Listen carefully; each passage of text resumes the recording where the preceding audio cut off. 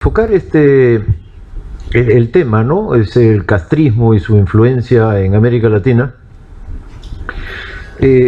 Son ideas generales como continentales, ¿no? Que van a tener una expresión en el Perú, pero el primer punto es que estamos en general con el movimiento comunista internacional, ante fenómenos que son internacionales, grandes olas internacionales.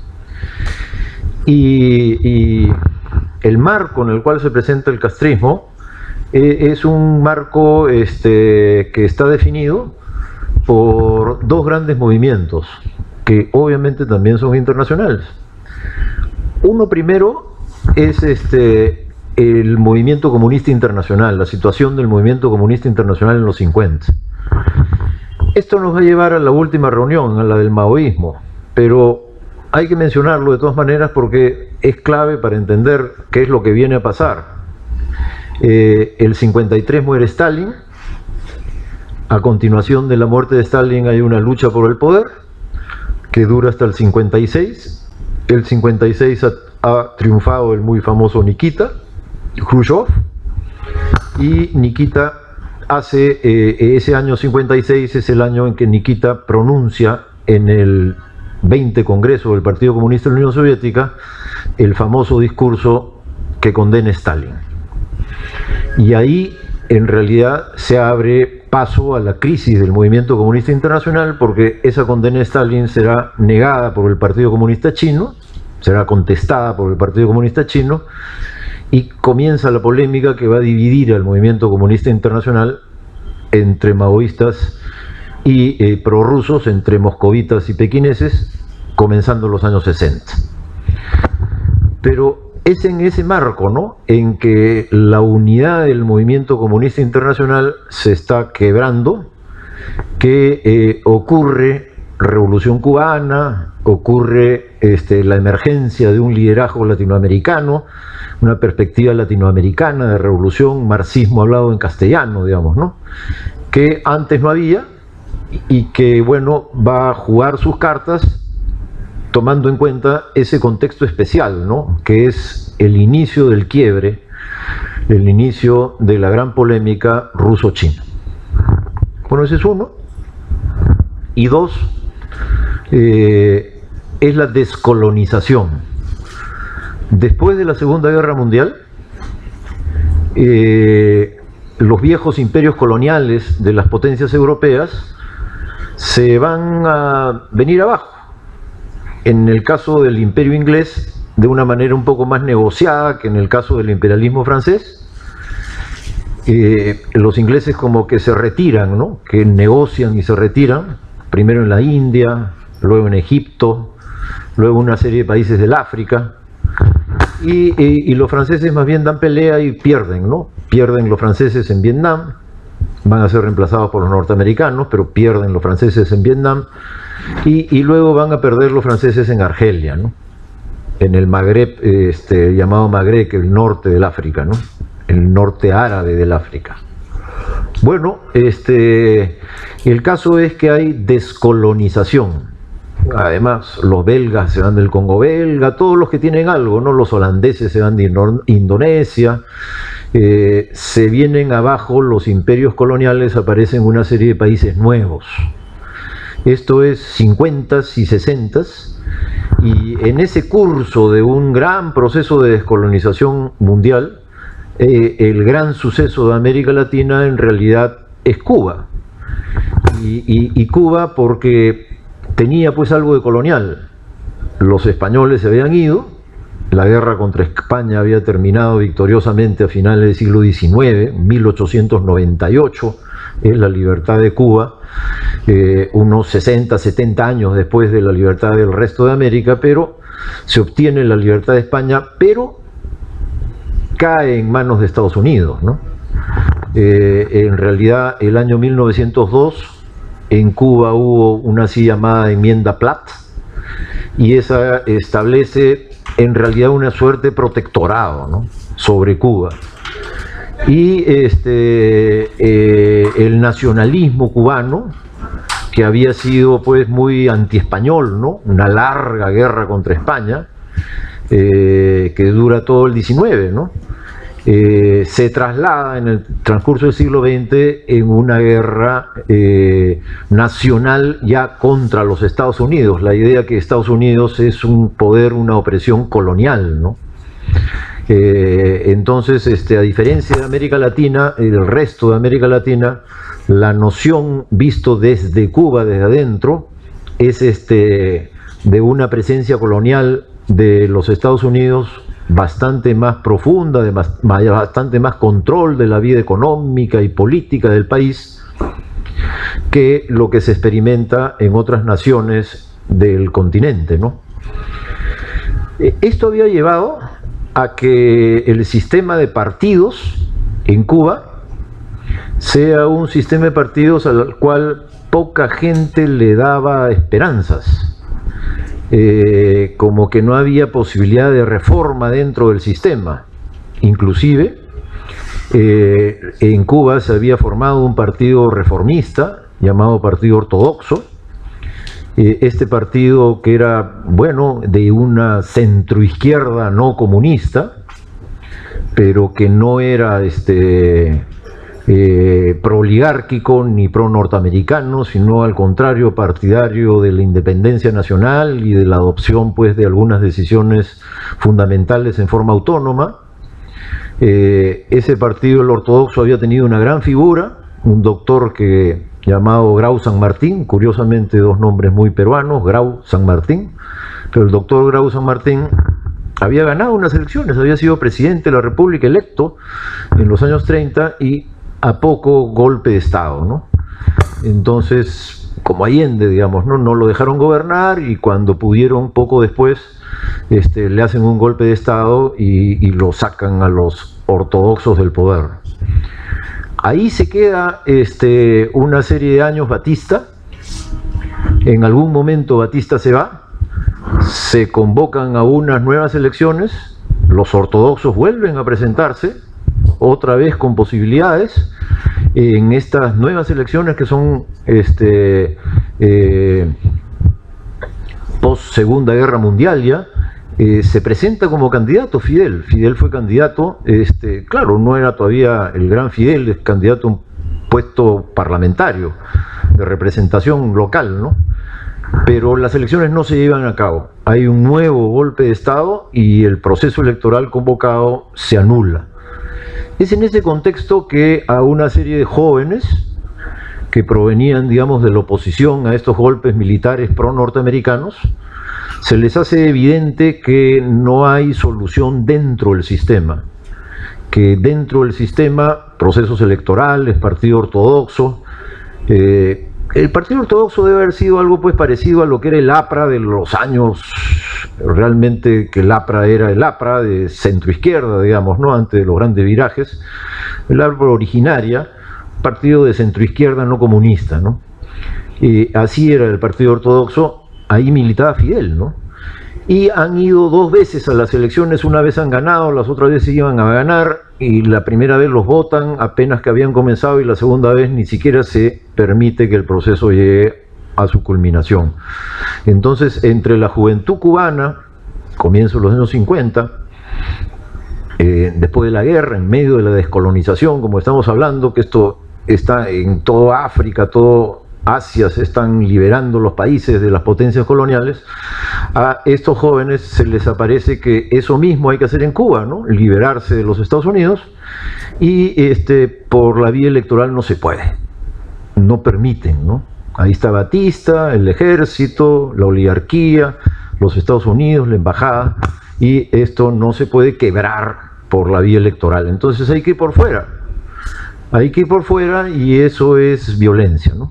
Entonces montan, pues, el famoso ataque al cuartel Moncada, que va a fracasar, ¿no? Pero que es una gran experiencia. Gracias, compañero. Ya. Y es una gran experiencia. Hay bastantes muertos, ¿no? Porque es cruento. Y sin embargo caen todos presos, y sin embargo, de una manera un poco sorprendente, Batista a los 2 años los deporta. Entonces Fidel en realidad solamente estuvo 2 años en la prisión, hubo un juicio, en el juicio fue brillante, era abogado, se defiende a sí mismo, es una figura carismática, sabe hablarle al público, hace el famoso enfoque, pues, ¿no? Un enfoque que muchas veces se han empleado los revolucionarios en contexto de juicios, el enfoque de ustedes no tienen derecho a enjuiciarme, ¿no? Porque ustedes representan la corrupción, ustedes representan la falta de las leyes, ustedes representan el abuso, mientras que acá está el pueblo insurrecto, hablando, ¿no? A través mío. Entonces se defiende brillantemente a sí mismo, se convierte en una figura de mayor alcance de la que era, y a los 2 años Batista los bota a México, y ahí en México, lejos de quedarse tranquilos, bueno, Fidel y su gente empiezan a planear la invasión de Cuba, ¿no? Como todos conocemos, en algún momento se van a embarcar, el año 56, ¿no? Hacia finales del año 56, diciembre del 56, se embarcan en un yate, ¿no? Que se llamaba Granma, abuela, en inglés, ¿no? Granma. Y es un grupo relativamente pequeño, ya incluye al Che Guevara. El Che Guevara venía de Guatemala, el Che Guevara viene de la experiencia de la invasión y el golpe, ¿no? Contra el presidente progresista de centroizquierda Arbenz. El Che Guevara viene de una experiencia en Guatemala donde precisamente ha ocurrido lo mismo que había ocurrido con los ortodoxos en Cuba, es decir, que gobiernos de centroizquierda elegidos por la vía electoral habían sido derrocados por la Fuerza Armada apoyada por Estados Unidos. Entonces, entre el Che y Castro y su gente hay una buena compenetración y lo reclutan, ¿no? Además el Che era médico, y si usted pues va a hacer una guerrilla, o un médico, sanidad militar, aparece como algo pues clave, ¿no? Entonces lo reclutan. Luego es que el Che va a mostrar sus dotes ya en la guerra, ¿no? De estratega militar, ¿no? Pero por ahora es el médico.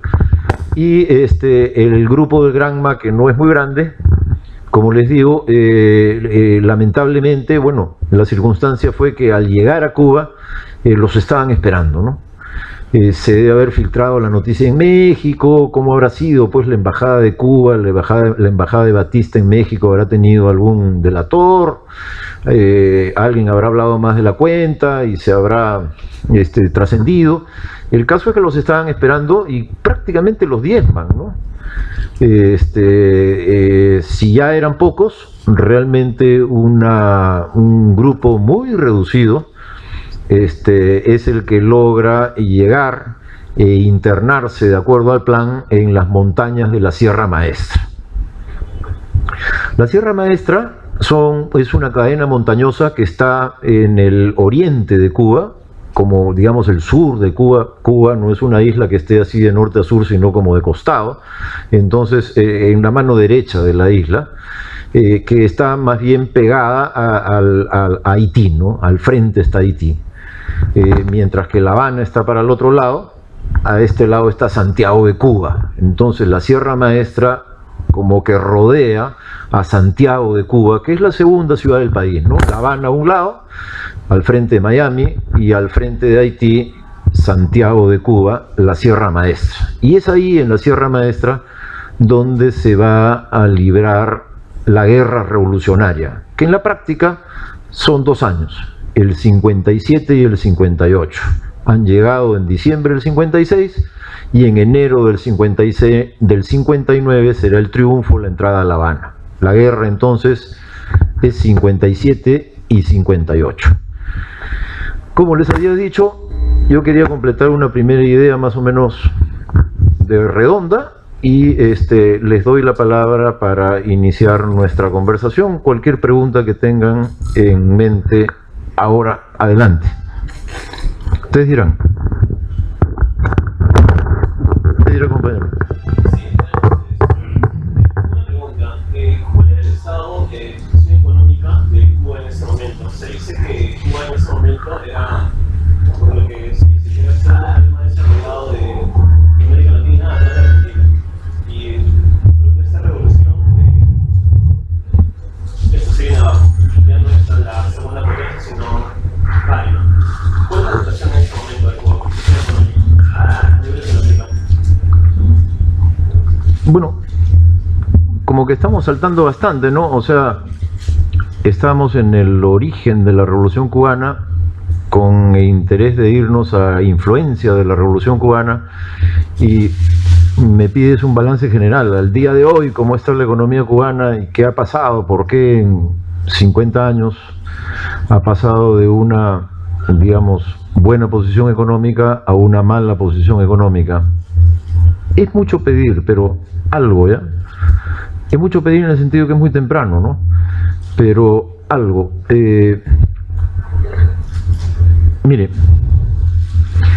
el tema es el azúcar. Cuba era a la época una potencia azucarera. El país del mundo donde la productividad de azúcar por hectárea era superior. Algunos otros países producen más. El Brasil, por ejemplo, la superficie sembrada en el Brasil es muy superior, ¿no? Brasil es un país inmenso.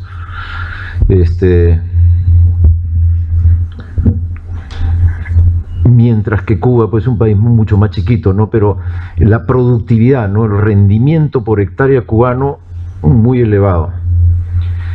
Ahora, esto hacía un mercado, ¿no? El mercado norteamericano. La enmienda Platt, de la que hemos hablado, era una enmienda que lo que establecía era las cuotas que Cuba podía producir, ¿no? Y vender en los Estados Unidos. Las cuotas, cuánto puede Cuba ocupar del mercado norteamericano, el 20%, el 30% del mercado norteamericano reservado para el azúcar cubano y a tales precios. Y a cambio de eso, la enmienda Platt tenía, pues, la contraparte, y el peso de los Estados Unidos dentro de Cuba será este y aquello. Entonces Cuba antes de la revolución es una gran potencia azucarera, su mercado es los Estados Unidos, tiene una cuota dentro de los Estados Unidos, a cambio de la cuota Estados Unidos tiene poder político dentro de Cuba y una suerte de protectorado.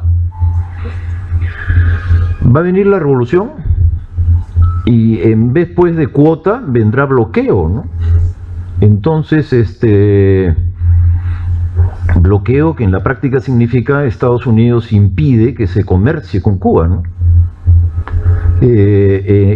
Entonces, comparar, digamos, ¿no? 50 años de bloqueo y sus condiciones con el periodo anterior en el cual había un amo y ese amo negociaba a cambio de seguir siendo amo, ¿cuánto me puedes vender? Entonces, la comparación, pues, siempre será desventajosa. Quiero decir con esto que ser libre tiene algún costo, y quedando a 100 millas de los Estados Unidos, si tu mercado se te cierra, es evidente, pues, que tendrás problemas. El punto es si quieres el punto no es tanto ese, ¿no? Es evidente que tendrás problemas. El Estados Unidos pasa, pues, en cierto momento a bloquear a Cuba y hasta ahora se mantiene el bloqueo, ¿no? Entonces, las circunstancias en las cuales se desenvuelve la economía cubana son diametralmente diferentes antes de la revolución y después de la revolución. Y las consecuencias de esas circunstancias son, pues, muy grandes, ¿no? No es entonces sin atender a esas circunstancias, el bloqueo o no bloqueo, la cuota o el bloqueo, que puedes hacer un juicio así como definitivo y tajante. Les iba mejor antes de la revolución. ¿Les iba mejor a quiénes? Les iba mejor a quienes manejaban la economía cubana en aquella época, ¿no? Grandes plantaciones, pocos propietarios. Estos pocos propietarios eran la élite oligárquica cubana aliada a los Estados Unidos. Los propietarios norteamericanos de ingenios azucareros eran grandes y la cuota era en Estados Unidos. Entonces Estados Unidos es el mercado y los productores son algunos socios cubanos y otros socios norteamericanos mismos. A eso, pues, les iba muy bien, ¿no? Esos serán expropiados.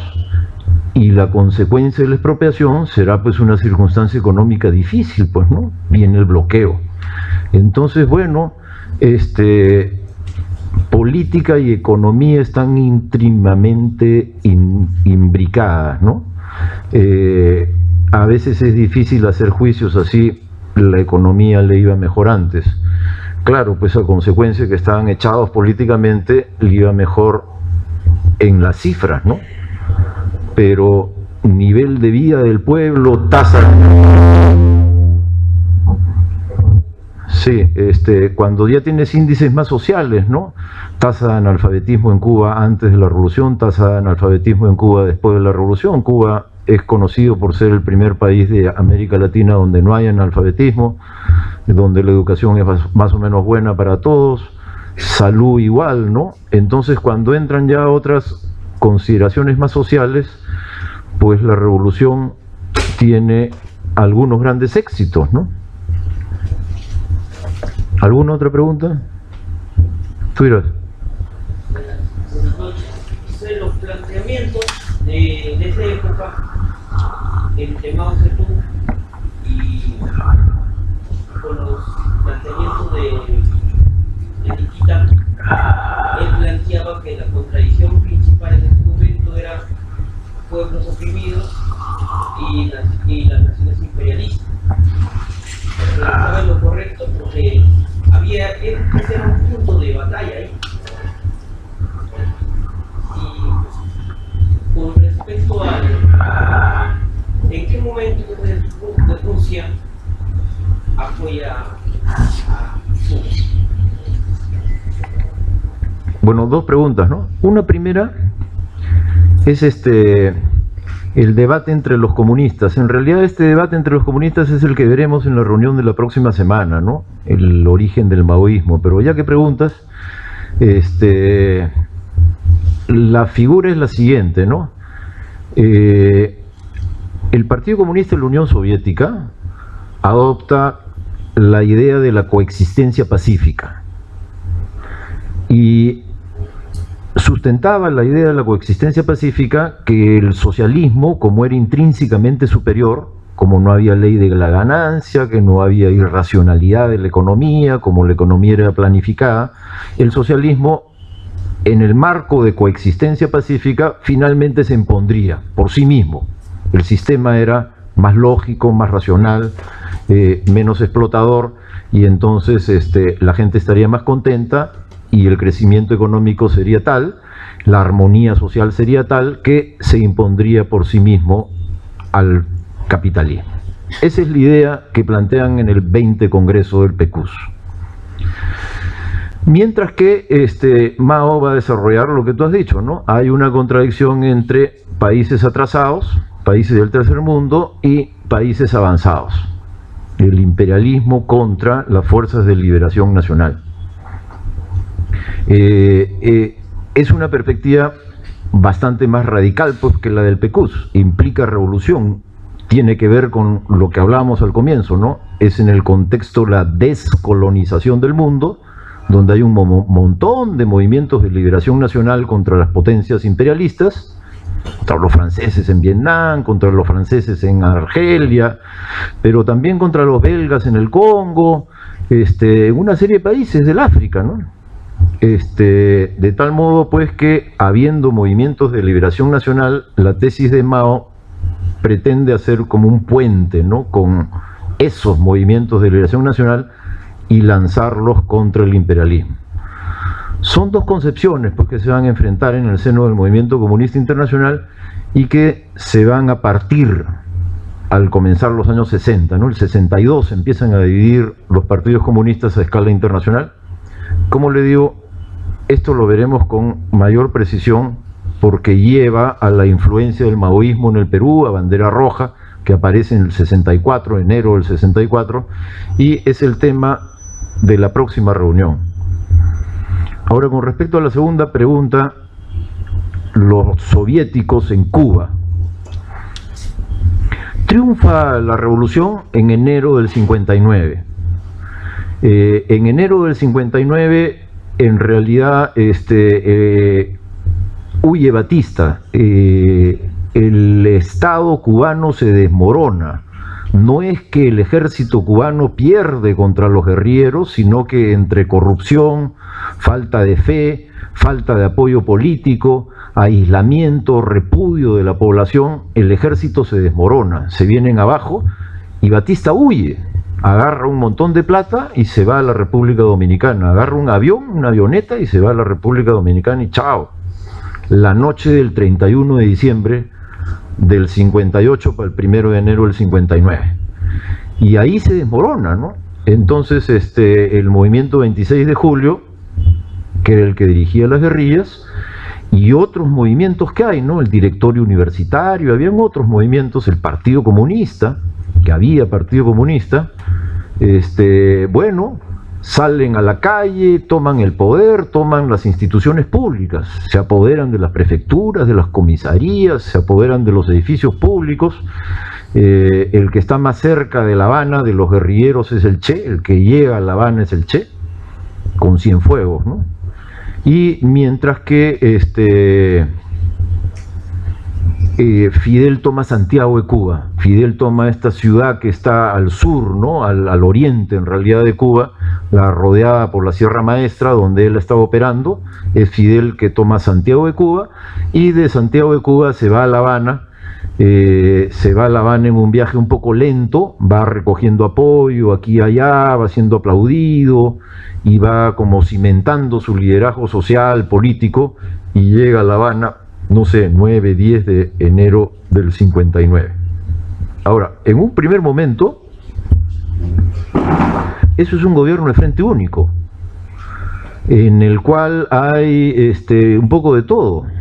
Y hay sectores, digamos, de centroizquierda, que en realidad serían los que Fidel mismo representaba, así como habrán militantes comunistas de un partido comunista bien ortodoxo, que muy vinculado a Moscú, y bueno, y que tiene algunos cuadros importantes que acompañan el proceso revolucionario. El secretario de prensa es del PC, Raúl Castro es del PC, y entonces bueno, hay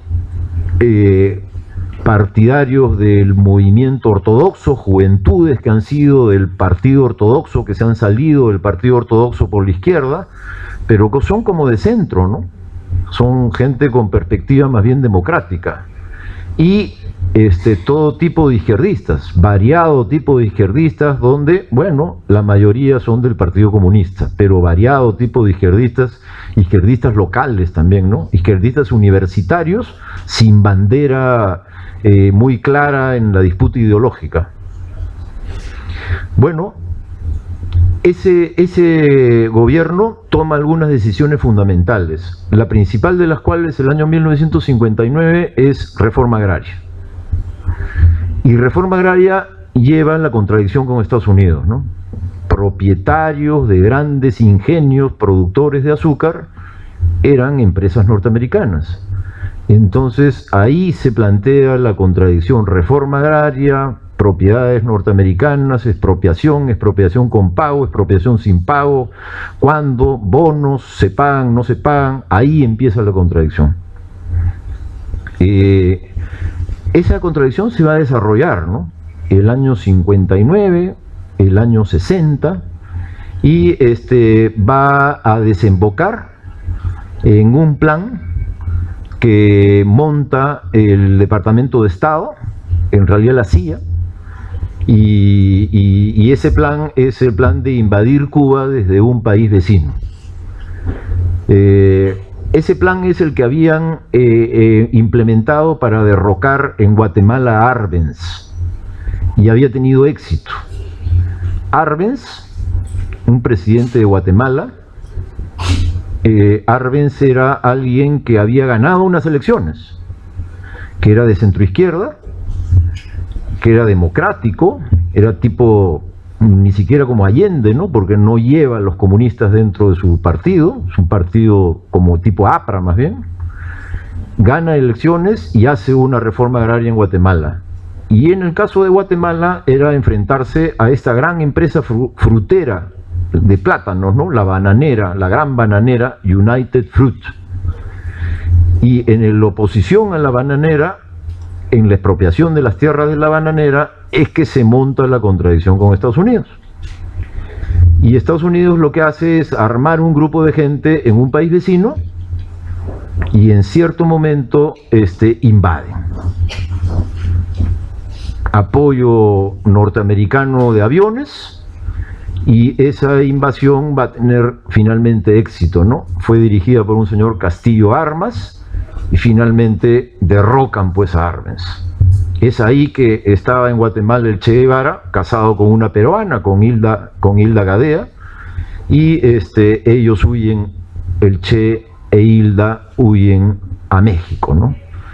Entonces, ese plan que la CIA ha implementado, que es un plan que han experimentado en Guatemala, que ha tenido éxito, lo aplican nuevamente en el caso de Cuba, cuando a raíz de la reforma agraria se monta el mismo escenario que se había montado pues en Guatemala, el enfrentamiento con empresas norteamericanas, en el caso de Guatemala bananeras, en este caso azucareras. Gracias, señor. Pero lo mismo, ¿no? Lo mismo, muy parecido. Resulta de que viene la invasión, ¿no? Que es Bahía Cochinos, Playa Girón. Y esa invasión es parecida, pues, solo que a diferencia de América Central, que Cuba es una isla, entonces es una invasión que viene de fuera por barco, protegida también por aviones. Y sin embargo los cubanos estaban preparados, ¿no? Estaban listos para eso, estaban alertas, y cuando se produce la invasión de Playa Girón, inmediatamente el ejército cubano reacciona, los aísla, los derrota en una batalla de 2-3 días y finalmente los hace presos, ¿no? Hay tantos muertos y el resto quedan presos. Ese es el momento de ruptura, pues. Ese es el momento en el cual Cuba pasa de ser como un gobierno de centro-izquierda, que mantenía la negociación democrática, en el que habían varias fuerzas a la vez, pasa al otro lado, ¿no? Estados Unidos agredido, es necesario romper con Estados Unidos, y a 100 millas de Miami, romper con Estados Unidos lleva a la Unión Soviética. Porque el mundo estaba pues en el contexto de la Guerra Fría, no es el mundo de hoy, ¿no? Es el mundo de los años 50-60, en el apogeo de la Guerra Fría, cuando entre Estados Unidos y la Unión Soviética había tal tensión, las bombas atómicas están descubriéndose en esta época, ¿no? El arsenal está multiplicándose, los misiles, la bomba H, entonces la paranoia de guerra entre uno y otro, muy muy elevada. Finalmente no ocurrió, ¿no? Pero ahora lo sabemos. En aquellos días, pues, se vivía la tensión, ¿no? La competencia entre Estados Unidos y la Unión Soviética, de tal modo que, casi por razones de sobrevivencia, ¿no? En el momento que la revolución cubana es agredida por Estados Unidos, la opción es el otro campo, ¿no? Entonces ahí viene la influencia después de Bahía Cochinos, ¿no? Bahía Cochinos sería el punto de quiebre, la ruptura ya definitiva con Estados Unidos y la invitación a los soviéticos, ¿no? ¿Alguna otra pregunta? Diga usted. Estamos más o menos a unos días de celebrarse el 52 aniversario de la fundación de la Guardia Revolucionaria. Ellos toman como referente la Revolución Cubana en todo lo que es los procesos latinoamericanos. ¿Cuál es el aporte fundamental que consideras que tuvo Cuba en los procesos que se dieron de la formación de la nueva izquierda del Perú? Bueno,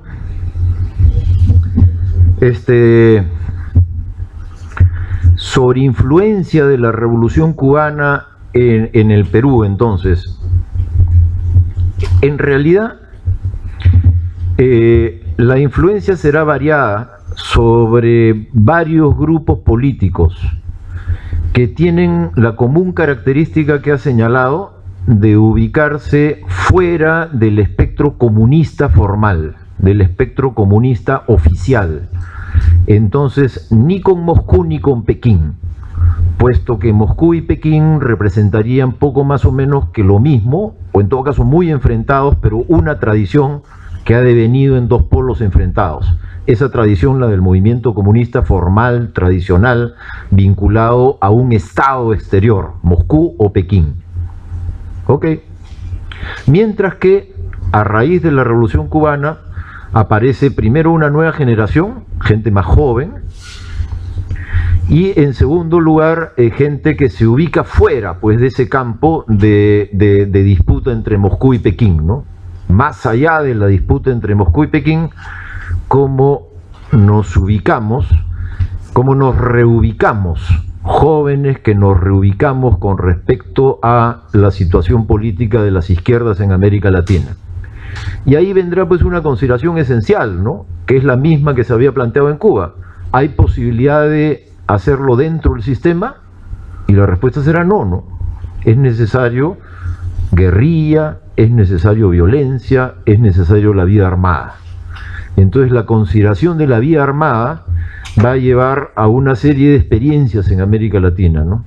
Concretamente en el Perú, las dos principales que nacen más de la Revolución Cubana, como conectadas a la Revolución Cubana, serán, como todos sabemos, el Ejército de Liberación Nacional, el ELN, ¿no? Y cuyo líder, pues, Héctor Béjar, ¿no? Todavía está vivo, profesor de San Marcos, ¿no?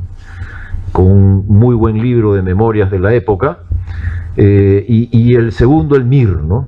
Quizá el más grande, más importante de los movimientos vinculados a Cuba, el MIR, Movimiento de Izquierda Revolucionaria, que viene del APRA, ¿no? El APRA rebelde que deviene, que se transforma en MIR.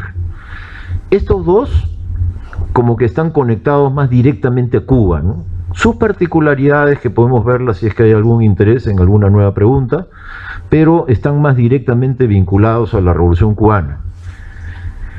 Adicionalmente, en el caso peruano, habrá como una influencia más indirecta, ¿no?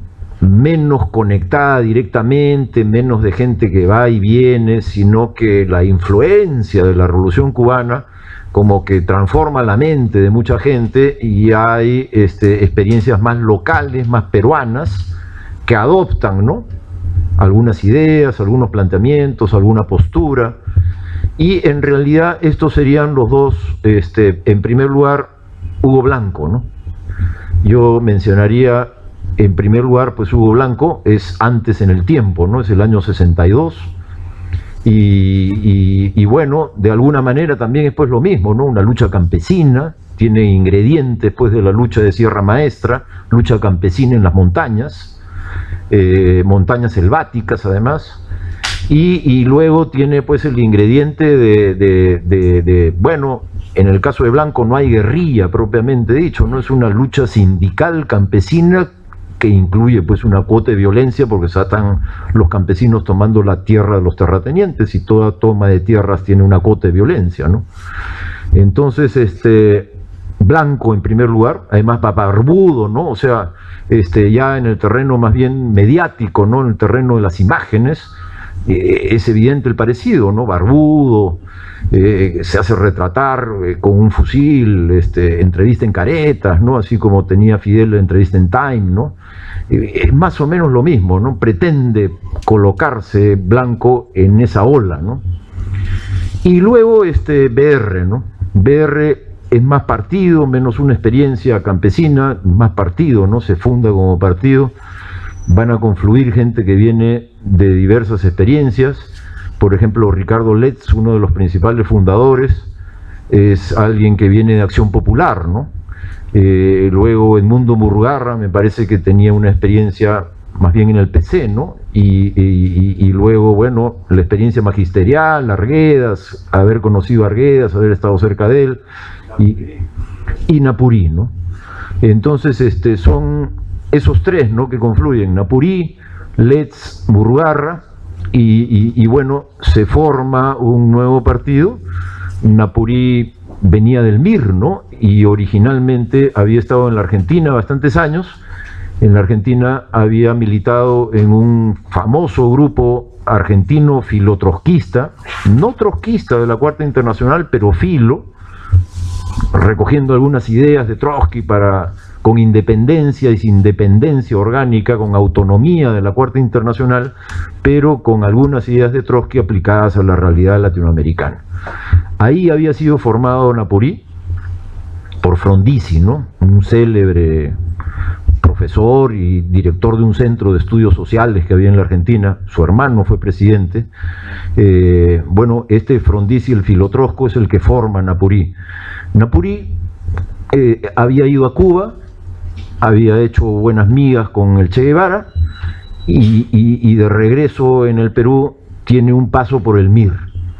Pero cuando el MIR ya se define por la guerrilla, en realidad Naporí o es expulsado o se aparta, pero Naporí ya no participa de la última fase del MIR cuando el MIR ya va a la guerrilla. Entonces Naporí, con un grupo de gente, porque siempre tuvo, ¿no?, una red, es uno de los que confluye con los otros dos mencionados, Murrugarra y Letts, para dar nacimiento a BR el año 65. ¿Alguna otra pregunta? Usted dirá, compañero. Tendría que tomar en cuenta lo que estaba pasando a escala global. Digamos, tenemos justamente el asunto de Corea, que se está dando como consecuencia de la Segunda Guerra Mundial. Y por otro lado, en América Latina tenemos la experiencia de Bolivia, las guerrillas de Bolivia. Y por otro lado, la pregunta concreta que iba a hacer es, en ese momento de la guerra de la intervención a través de la playa de Cochinos, ¿no? ¿Por qué es que este proyecto de la CIA de meterse de ese modo en Cuba finalmente fracasa? Una de las razones lo ha dicho usted, pero otra razón podría estar ligado con la posición que tuvo Kennedy en ese momento. Bueno, al terminar la guerra mundial, las potencias vencedoras tienen una serie de reuniones, ¿no?, en las cuales como que redefinen el mapa del mundo. Una reunión clave es en Yalta, en esa península del Mar Negro, ¿no?, que ahora Rusia se la ha quedado, que era de Ucrania y que Rusia se la ha quedado. Y la siguiente reunión será en Potsdam. Potsdam es como Chaclacayo de Berlín, ¿no? Berlín, y ahí había el palacio de uno de los príncipes, ¿no?, en Potsdam. Ahí es en el palacio la última reunión de Stalin, Churchill, en fin, ahí ya no va Roosevelt, ya es Truman. Pero bueno, los grandes se reúnen y redistribuyen el mundo. En esa reunión, China debería haber quedado del lado capitalista. Reconocen a Chiang Kai-shek y China queda del lado capitalista. Eso acepta Stalin. El que no acepta es Mao. Y en vez de desarmarse, desarrolla una guerra civil contra Chiang Kai-shek, 45-49, y Chiang Kai-shek colapsa. Y entonces va Chiang Kai-shek a fugar, ¿no? Abandonan China continental, se van a la isla, en ese entonces se le decía Formosa, ahora es conocida como Taiwán, ¿no? Esa isla, ahí se van los KMT, ¿no? Kuomintang, Partido Nacionalista, se van ahí. Y queda China del lado comunista. Esto es un golpe enorme en los Estados Unidos, pero enorme, y es como la cruz del presidente Truman. Truman permitió, ¿no?, que China pase al bloque comunista. Y China, pues todos sabemos, ¿no?, es el país más poblado del mundo, sumado a la Unión Soviética, que es el país más extenso del mundo. El bloque comunista se convirtió en enormemente grande y poderoso, ¿no? Superficie gigante y poderoso, pues, ¿no? Cantidad de gente involucrada, 1 de cada 3, un tercio de la humanidad. Y a los países China y Unión Soviética hay que sumarle toda Europa del Este, ¿no? Polonia, Alemania Oriental, Checoslovaquia, Rumanía, Bulgaria, Hungría, a la época Yugoslavia, Albania. Entonces, medio Europa, ¿no? Europa Oriental completo, la Unión Soviética y China. Bueno, el caso es que esto lleva a una gran reformulación del bloque capitalista, ¿no? El bloque capitalista como que ante el impacto, ¿no?, del paso de la China al comunismo, se reorganiza. Y esto es lo que lleva a la guerra de Corea, ¿no? No podía permitir Estados Unidos que la península coreana íntegra se vuelva comunista, puesto que eso significaría que estaban en la puerta de Japón, ¿no? Y como de Japón se han agarrado los Estados Unidos para tener, digamos, el punto de apoyo para el desarrollo del capitalismo en el Asia, Corea, toda la península coreana comunista en la puerta de Japón hubiera sido riesgosísimo para los norteamericanos, ¿no? Entonces, la guerra de Corea es una guerra de contención. Estados Unidos quiere evitar, ¿no?, que se le vengan encima los comunistas sobre Japón. Bueno, ese era el contexto también que lleva a la reunión de la próxima semana, ¿no? A la reunión que tiene que ver con el maoísmo, porque ahí el que va a sostener a Kim Il-sung, el que va a sostener a los coreanos del norte, no será la Unión Soviética, será China. El hijo de Mao, ¿no? El hijo de Mao muere en la guerra de Corea, ¿no? El hijo de Mao es el que está comprometido directamente, y un famoso general, un mariscal, ¿no?, que luego tiene una participación en la Revolución Cultural. Bueno, el caso es que ese es el contexto, ¿no?, a nivel internacional. Y ya que preguntas por América Latina, Bolivia, en Bolivia pues también hubo revolución, fue el año 54, una revolución curiosa también, ¿no?, dirigida por un partido tipo APRA, el Movimiento Nacionalista Revolucionario, con participación de trabajadores, con alianzas entre obreros y campesinos, con fuerza del proletariado minero, con una gran central de trabajadores mineros y con movimiento campesino también organizado. Y ahí una fuerte participación del ejército, ¿no?, destrucción del viejo ejército oligárquico, aparición de un nuevo ejército y una revolución singular en América Latina, muy cerca del Perú, pues en la puerta del Perú. Va a tener influencia sobre el Perú, ¿no?, sobre el movimiento campesino, sobre la sierra, sobre los grupos políticos, y es uno de los grandes factores, ¿no? No solamente entonces será Revolución Cubana a partir del 59, sino el proceso boliviano, ¿no?, que es un poco antes y que igualmente influye en un cierto despertar de la izquierda en el Perú. Ese despertar de la izquierda en el Perú es después del 56. Hasta el 56 el liderazgo del movimiento popular lo ha tenido el APRA por más de 25 años. Pero el 56 los apristas votan por Prado. Y votan por Prado y se establece el así llamado gobierno de la convivencia. Es la reconciliación del APRA con una fracción de la oligarquía, la convivencia con la fracción pradista de la oligarquía. Entonces, en ese momento que el APRA va a la derecha, ese es el gran viraje del APRA, pues. Si el APRA hace algún gran viraje a la derecha, ese es el momento, el 56. Al ir el APRA a la derecha el año 56, deja un campo libre a la izquierda. Y ese campo libre a la izquierda es el que van a aprovechar todos estos movimientos de los cuales estamos hablando. Tanto el Partido Comunista, como los primeros maoístas, como los grupos de nueva izquierda. Aprovechan que el APRA ha ido a la derecha y al hacerlo ha dejado un campo abierto, un vacío, ¿no? Ese vacío va a ser cubierto por la izquierda marxista, que le empieza a quitar al APRA los sindicatos, y ese es el trabajo del PC, ¿no?, el movimiento campesino, que será inicialmente de los maos, y luego las juventudes, la universidad, las juventudes, ¿no? Y dentro de las juventudes, los guerrilleros, pues, ¿no? Los guerrilleros sean todos jóvenes, ¿no? Entonces, ese es el contexto en realidad, ¿no? Entonces, de fuera viene influencia de la Revolución Boliviana, de la Revolución Cubana, y aquí dentro el contexto está definido por lo dicho, el giro a la derecha del APRA y la existencia de un vacío, de una oportunidad que va a ser cubierto por la izquierda marxista. Entonces la izquierda marxista, después de la segunda parte de los 50, tiene un gran despertar, ¿no?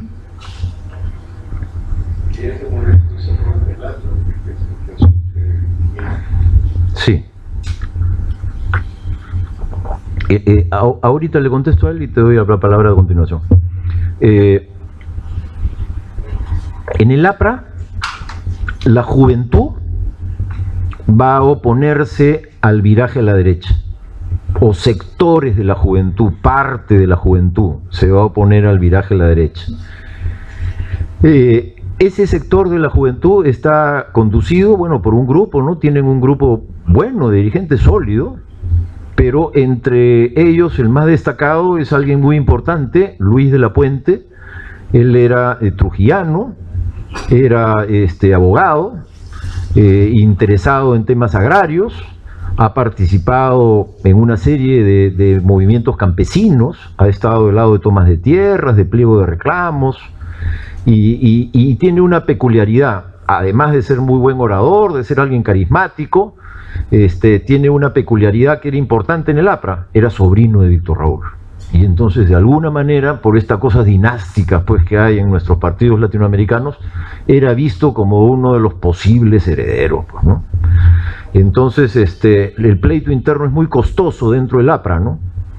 Y bueno, viene ya Revolución Cubana y los votan, pues, ¿no? Los expulsan en una conferencia el año 59 y inicialmente forman el APRA rebelde. Son la única ruptura realmente que ha tenido el APRA, que forma un partido estable, ¿no? Porque después hubo algunas otras, la de Tausen, pero Tausen duró poquito y finalmente se disolvió, mientras que el APRA rebelde logra salir ordenadamente con una estructura de cuadros a nivel nacional, mantenerse un periodo, y en ese periodo es que abren relaciones con Cuba, ¿no? Abren relaciones con el mundo exterior, no solo con Cuba, tienen relaciones también con China, con Vietnam, con Corea del Norte, pero con Cuba, ¿no? Principalmente, ¿no? En castellano, pues, ¿no? Y dado ello, bueno, se van a cambiar de nombre, que es una definición fundamental, ¿no? Abandonan los principios ideológicos del APRA y adoptan el marxismo, ¿no? Y ahí, cuando adoptan el marxismo, es ya la transformación en MIR. Esto es ya comenzando los años 60, ¿no? En el transcurso de los años 60, y va directo a la guerrilla del año 65. Sí, 64. Sí. Malpica y Vallerrestra venían del APRA. Malpica era el único diputado que tenía el APRA rebelde. Presenta una primera ley de reforma agraria que es bien importante. Presenta el libro, la primera versión de ese libro de Los Dueños del Perú. Y Vallerriestra luego va a regresar pues al APRA, ¿no? Vallerriestra, que se había salido con esta gente de la que estamos hablando, de la Puente, Malpica, etcétera, va a regresar al APRA años después, y dentro del APRA parece ser que Haya de la Torre, bueno, nunca le volvió a tener confianza, ¿no? Le evidenció en alguna oportunidad el grado de desconfianza que le tenía, porque lo nombraron las bases candidato a un puesto en Lima, parlamentario de Lima, y a la hora que lo iban a proclamar, el mismo día que lo iban a proclamar ahí en Alfonso Ugarte, le bajó el dedo Haya y nombró a otro. Y le dijo, ¿no? Para que te acuerdes que no se puede abandonar sin costo. Entonces, Vallerriestra también estaba, ¿no? Era parte del grupo que se sale, que es expulsado, ¿no? 1959, cuarta conferencia nacional del APRA, ahí es que son expulsados de la Puente y quienes van a formar luego el APRA rebelde, luego MIR. ¿Tú dirás, compañera? Buenas noches. Quiero saber cómo es que el movimiento obrero recibe la revolución cubana, cómo se manifiesta la influencia a través de qué consignas. Yo supe que muchos dirigentes sindicales viajaban a los países como Cuba, para nutrirse, para hacer parte de escuelas sindicales. Y quiero saber cómo esa influencia se manifestó acá, a través de qué consignas. Bueno, habría que ver cuándo también, ¿no? Porque por ahora nos movemos en un periodo como inicial, ¿no? Los años 60, cuando se forma BR, cuando la experiencia de Blanco, cuando la experiencia del MIR y el ELN, es los 60, primer lustro, ¿no? Blanco es 62, 63, las guerrillas son 65, BR 65, es el primer lustro, y estamos moviéndonos en el comienzo de los años 60. Luego, pues, la Revolución Cubana, el Estado cubano va a tener larga influencia, y en ese momento es que va llegando a todos los sectores de la sociedad. Por ahora, en este periodo que nos movemos, comienzo de los 60, ¿no? La revolución ha sido el 59, en lo fundamental es a políticos y a políticos candidatos a guerrilleros, ¿no? Ahí va el eje de la influencia. Ahora, por el lado del movimiento sindical, este es un periodo extraordinariamente interesante, porque es el periodo, empata con lo que veníamos diciendo antes, ¿no? En que los sindicatos se autonomizan del APRA. Uno tras otro se van desafiliando de la CTP, de las federaciones apristas, y van siendo en realidad el espacio privilegiado de trabajo del PC, ¿no? El Partido Comunista, el oficial, el pro-Moscú, si por algo se caracteriza en este periodo es por su especialización en el trabajo sindical, ¿no? Don Jorge del Prado escribe varias cosas, ¿no? Sobre Mariátegui, tiene una serie de libros, pero el libro más conocido de Jorge del Prado, ustedes saben cuál es un manual de sindicalismo, que tiene N ediciones. Ese manual de sindicalismo, yo tengo un ejemplar en mi casa, te dice todo, cómo debes organizar un sindicato, cómo debes inscribirlo ante el Ministerio de Trabajo, cómo se escribe un pliego de reclamos, cómo se negocia, en la eventualidad de una huelga, cuáles son los pasos, cuántos días antes, la prefectura. Todo es un manual. Y eso era intensamente leído, ¿eh? Por eso es que tiene N ediciones. Entonces, este es un periodo, 60s, de organización de sindicatos y a la vez de paso de sindicatos de liderazgo aprista a de liderazgo de izquierdas, en todas partes, en las minas. Toquepala, por ejemplo, tenía dirección aprista, pasa a ser dirección de izquierda, en todas partes.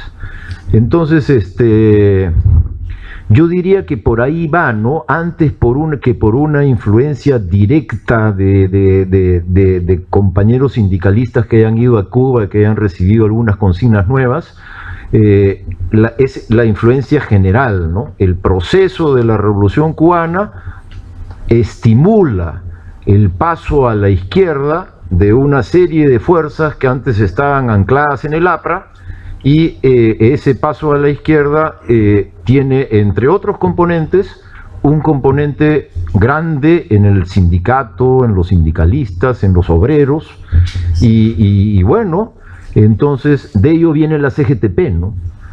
Antes de la CGTP hay un comité de coordinación, ¿no? Que forman los comunistas para ir como recibiendo a las federaciones y sindicatos que vienen saliendo de los espacios organizativos liderados por el APRA, y ese comité de coordinación se transforma en CGTP el año 68, antes incluso del golpe de Velasco, ¿no? La CGTP es poco antes del golpe de Velasco, será reconocida ya con el gobierno de Velasco, como formalmente por el Ministerio de Trabajo, pero el Congreso de Reconstrucción, en realidad de la CGTP, no, porque la CGTP originaria, fundada por Mariátegui, había desaparecido en la represión de los 30. Entonces, en resumen, el periodo es de intensa organización sindical, de mucho trabajo de las militancias de izquierda en la organización de sindicatos y de constitución de nuevas organizaciones y de ruptura con la hegemonía prista, de tal modo que los 60 son años como de fuego para la izquierda en los sindicatos, ¿no? Hay un bastante buen libro con la perspectiva del PC, ¿no?, escrito por Gustavo Espinosa, precisamente sobre sindicalismo en los años 60, ¿no? Tú dirás, Sí. Ricardo. Buenas noches, Tony. Si pudieras contextualizarnos un poco más el mundo rural peruano de esos años, 50, 60, porque, si mal no recuerdo, los analfabetos no tenían participación política y me da la impresión los partidos políticos de la izquierda eran más bien castellano hablantes. Si habías allí una suerte de desencuentro, de algo que no, un punto ciego, digamos, en la izquierda de la época, un comentario, por favor. ¿Tú dirás? Ajá. También hay otro contexto, que es el tema de Vietnam, toda mi experiencia de la guerra irregular, de la guerra campesina, de la guerra revolucionaria,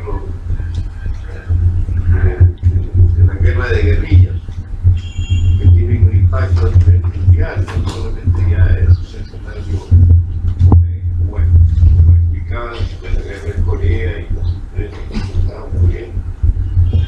Y el otro aspecto que hay que ver es la relación de la influencia norteamericana por el periodo de Kennedy, que plantea lo de la Alianza para el Progreso y que se caracteriza por una especie de desarrollo más capitalista, y entonces hay un freno en el sistema terrateniente del armonalismo, un poco un bloqueo al desarrollo capitalista en América Latina, por ejemplo, en concreto. Y eso tiene que ver con el modelo que adopta, ¿no es cierto?, que es el de se inicia todo el periodo de la sustitución de importaciones y del desarrollo de una industria de ensamblaje, de manufactura, que también facilita o posibilita el desarrollo del sector obrero, de la industria, de la organización sindical. No es solamente el sindicato como sindicato, sino que hay un escenario también en la economía y en los modelos que permiten, que facilitan la expansión de la organización gremial. Y el otro tema, el tercero, es la migración masiva, la migración permanente hacia las ciudades que crecen y que fortalecen también el movimiento urbano, vecinal, y la organización, se diversifica la organización de los sectores populares. Ya no es solamente el sindicato, ya no es solamente la clase obrera, sino la clase obrera liderando todo un espacio, todo un periodo, todo un escenario de diversos actores que van articulándose a esa experiencia de liderazgo del movimiento obrero. Okay. Eso fortalece más la CGTP y también en la recomposición de las CGT. Que quería avisarle algo que ya la mayoría se han dado cuenta, ¿no? De que hay café al fondo y que, como no vamos a interrumpir, y es gratuito, quien quiera servirse, pase, y acá vamos como se sirven, regresan acá. No vamos a hacer un break, ¿no?, formal, sino vayan y sírvanse los que tengan interés. Ya, voy a contestar las preguntas que han formulado, que son complejas, que tienen que ver con temas un poco diferentes y que se mueven a planos también distintos. Un primer asunto es los Estados Unidos, ¿no? Segunda vez que me preguntan por Kennedy. La vez pasada se me pasó y no contesté nada sobre Kennedy, pero ya que vuelves a mencionar a Kennedy, es como un personaje fundamental, ¿no? Y yo acá lo que quisiera decir es lo siguiente, ¿no? Si pensamos en la Guerra Fría en su conjunto, ¿no? Empieza después de la Guerra Mundial, el año 48, cuando viene esta figura de la cortina de hierro, termina a finales de los años 80, el 89 es que se cae el muro de Berlín, el 91 se disuelve la Unión Soviética. Entonces hay un arco de unos 50 años, ¿no? Si pensamos en ese arco de 50 años, al final gana Estados Unidos, ¿no? La Unión Soviética se disuelve. La pregunta es un poco, ¿por qué? ¿No? ¿Cuál es la causa principal, la causa esencial, la causa fundamental? También lo vamos a ver un poco más en extenso la próxima semana, pero guarda relación con algo que no le ocurre al campo capitalista, que es el campo comunista se divide irremediablemente y con tremendo rencor entre Moscú y Pekín. Y en cierto momento Estados Unidos la ve, pues, es el presidente Nixon, que algunos de ustedes recordarán, otros sabrán los jóvenes por información, viaja a la China, hay este famoso encuentro con Mao, y a partir de ahí Estados Unidos logra pues enfrentar a Rusia con China. Y ese es el punto de apoyo sobre el cual Estados Unidos va a mover en el largo plazo, ¿no?, sus fichas. Ahora, ¿eso significa que en Estados Unidos no han habido cambios de línea? No, significa que los cambios de línea en Estados Unidos, que los han habido, han sido consensuales, que no han implicado conflictos y rupturas dentro del campo liderado por Norteamérica. Norteamérica ha guiado a Europa Occidental y no ha habido una gran crisis entre uno y otro, como la que hubo entre Rusia y China. Ahora, Kennedy, ¿no? Kennedy es el gran cambio, pues, estás bien diciendo, ¿no? Con Kennedy viene la Alianza por el Progreso, viene el fortalecimiento de opciones como de centro reformista. Digamos, pensemos en Fernando de la Hunde. ¿Fernando de la Hunde acaso era de derecha proligárquica? No, no era, pues. Fernando de la Hunde era reformista con respecto a la derecha oligárquica. ¿Y acaso era izquierda? No tenía nada de izquierda, no tenía nada de marxista, no tenía ni un pelo de izquierdista. ¿Qué era? Era pues el hombre Kennedy acá, ¿no? Era eso, la Alianza por el Progreso, una opción de centro reformista, de ir progresivamente borrando los rasgos oligárquicos de la sociedad, modernizándola, haciendo una reforma agraria controlada, haciendo un desarrollo industrial por sustitución de importaciones, una política moderada de ir industrializando progresivamente el país, sin romper con la oligarquía, sino progresivamente quitándole una y otra privilegio y sin abrirse demasiado hacia la izquierda, ni mucho menos. Entonces, Kennedy y lo que esto significa en los años 60 son la gran opción, pues, ¿no? Es el punto de vista de los demócratas en Estados Unidos, no de los republicanos, ¿no? Tendrá tremenda influencia no solo en el Perú, en toda América Latina. Piensen en Chile, los demócratas cristianos chilenos, Frei, eso es lo mismo, ¿no? Y lo mismo habrá en todas partes, ¿no? Entonces es un ciclo de gobiernos de centro reformista en América Latina, desarrollistas, basados en el modelo de sustitución de importaciones, que promueven reformas agrarias controladas y moderado, y un programa general, políticas públicas moderadas, ¿no?, de cambio moderado, de cambio controlado. Bueno, ese gran cambio que hay en Estados Unidos va a durar, ¿no?, un tiempo, y luego van a venir nuevamente los republicanos, eso es con Nixon, y luego van a venir nuevamente los demócratas, y hay como vaivenes, pero esos vaivenes son sin ruptura, ¿no? La idea clave a retener del campo capitalista es que sin ruptura interna, en medio de bamboleos, pero sin ruptura interna. Y que uno de los bamboleos es la postura de Kennedy, ¿no? como la más característica de los años 60 en toda América Latina. Su mecanismo fue la Alianza para el Progreso. Sí tuvo algo que ver en el fracaso de Playa Girón, en el sentido que ese plan que había hecho la CIA para invadir Cuba desde el exterior, lo habían hecho la CIA en época de Eisenhower. Y cuando entra Kennedy lo hereda, y Kennedy lo deja hacer, pero cuando le va mal, le retira apoyo.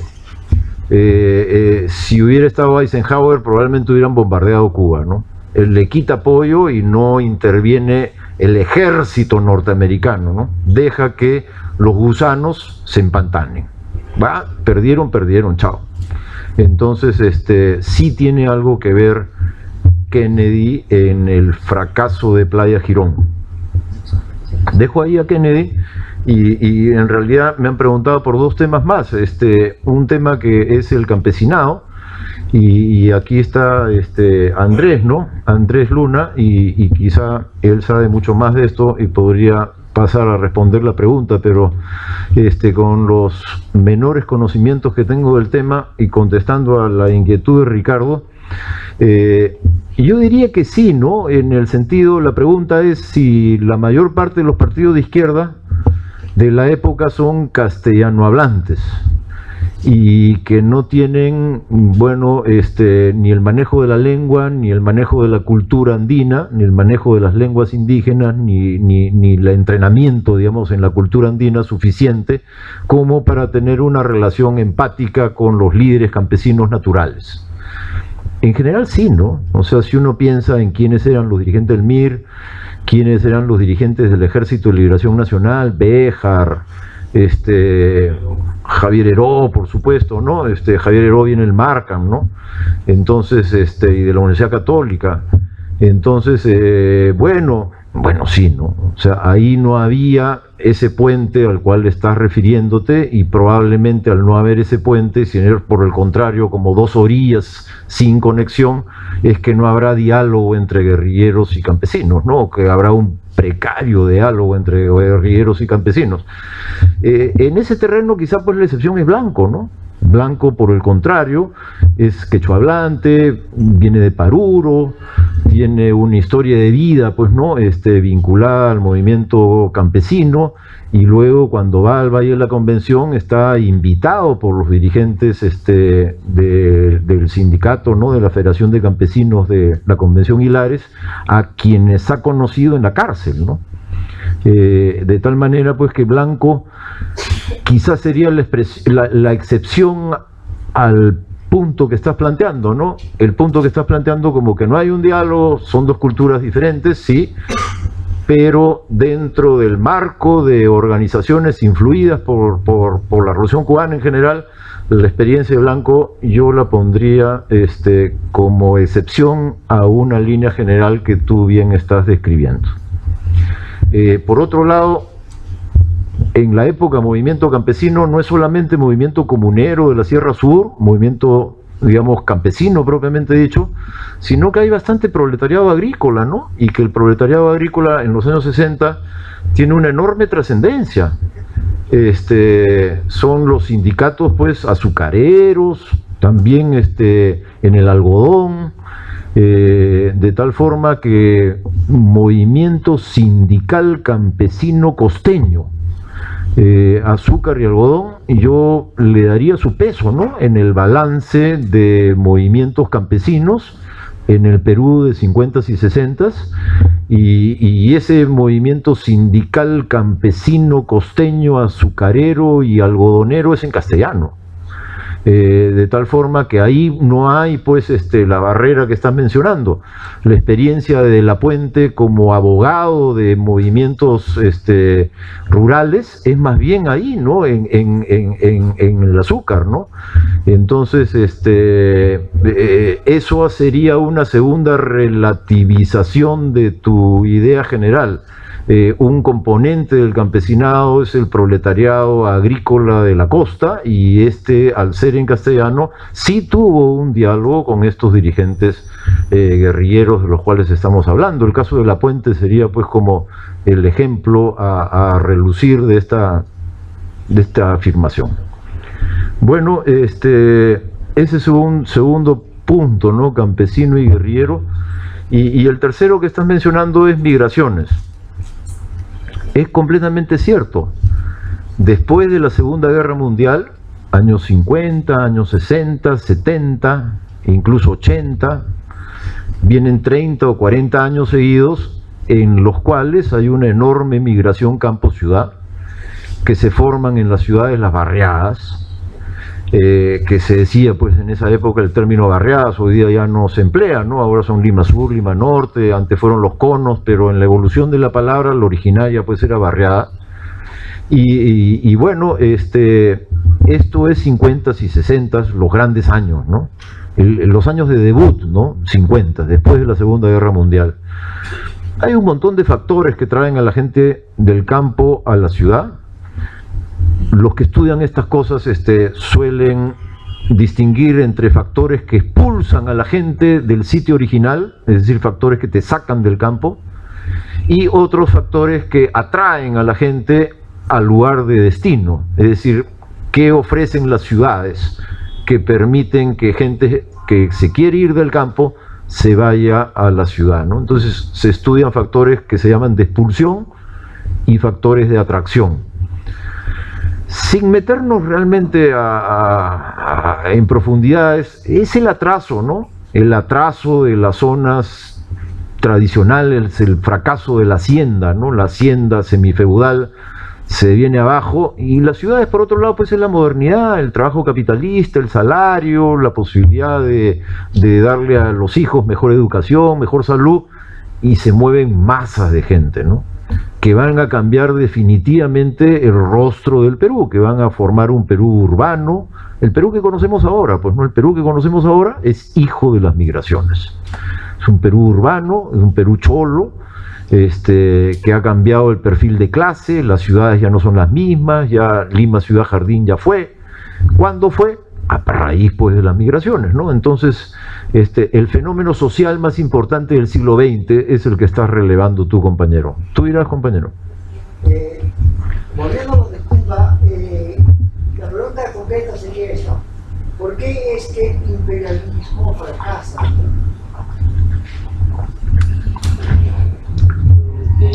Porque la gente no siempre puede hacer lo que quiere, y es un choque de voluntades.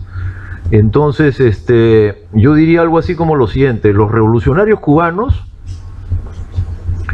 no tenían una definición por Rusia, no tenían una definición por la Unión Soviética, no eran marxistas. Alguno, ¿no? Por ahí Raúl, no me acuerdo exactamente ahora el nombre de jefe de prensa y propaganda, pero ese también era el PC. Hay algunos nombres, ¿no? Pero el grueso, y Fidel mismo, pues digamos, ¿no? El caudillo, no lo era, ¿no?